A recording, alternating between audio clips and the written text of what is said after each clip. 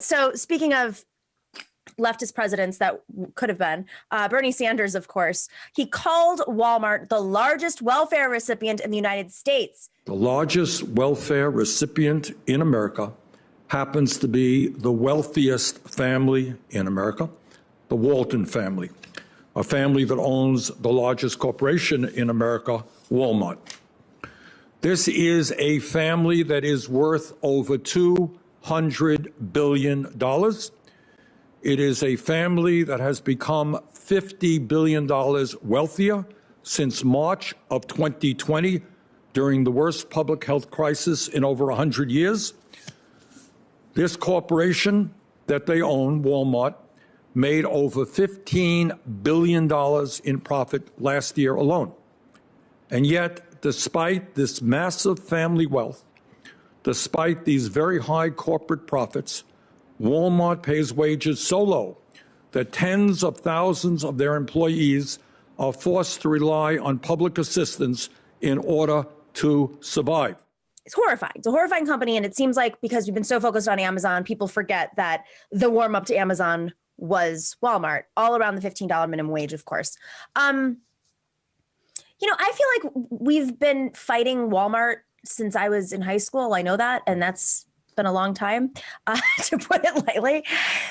Why do you think that there's been so little, the movement has not been able to tap into Walmart the way that, there's been pushback against Amazon, for instance, a little bit of success around Amazon and hopefully more soon out of Bellamere. Arun, what's your take? Well, I mean, look, and I think Natalie is going to jump over the top of exactly what I say and be like, yes, and immediately. But I think Walmart is very specifically an example of a corporation that captured the hearts, minds, and pockets of both Republicans and Democrats, very specifically, especially because the Clintons hailing from Arkansas, et cetera. And so they are just baked into the very cake of legislation about how retail works in America. Like, they have been writing quite literally the law around how companies like themselves can operate. And so I think they're pretty pleased with the environment they find themselves in, and it will take a lot of undoing to get them out. While Amazon and some of the other people who are relying on big tech, it's a bit of uncharted territory with a will they, won't they, with the government regulating them. Walmart's already been their own sheriff and figured it out. Do you think that we could pit Walmart and Amazon against each other? I don't know. That's just my thought. Natalie, I know you got some thoughts. To carry on as promised, yes, and and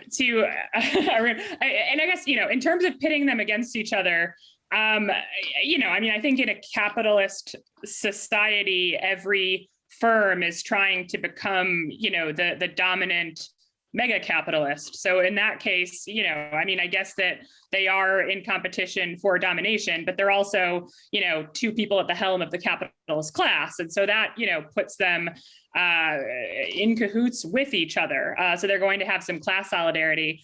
As for, why is Walmart still riding high and Amazon is less so? I think I don't buy the premise. I think as Arun was saying, I think that, there's a lot of bipartisan support for both of these companies insofar as capital has captured our political system from both sides, more largely to a larger degree on the Republican side. But, capital is part of the Democratic coalition too. And I think that the Bernie Sanders movement, part of the goal is to push capital out of the Democratic coalition.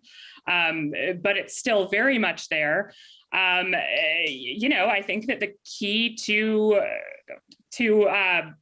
disempowering both of them is a more powerful labor movement and a more powerful left. So, Amazon is taking out all of the tactics that Walmart has to beat this union movement down. And, I hope it loses. And I'd love to see a resurgent organizing movement within Walmart as well. But, I think that we have to think about this more broadly, and that, the key to beating both of them is a resurgent militant left.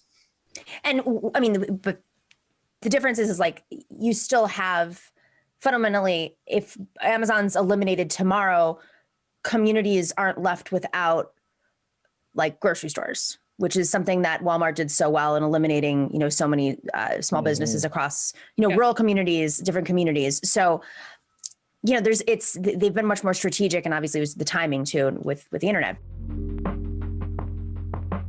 Thanks for watching and listening to The Nomiki Show. But remember to click like and subscribe on YouTube, and please share on social media.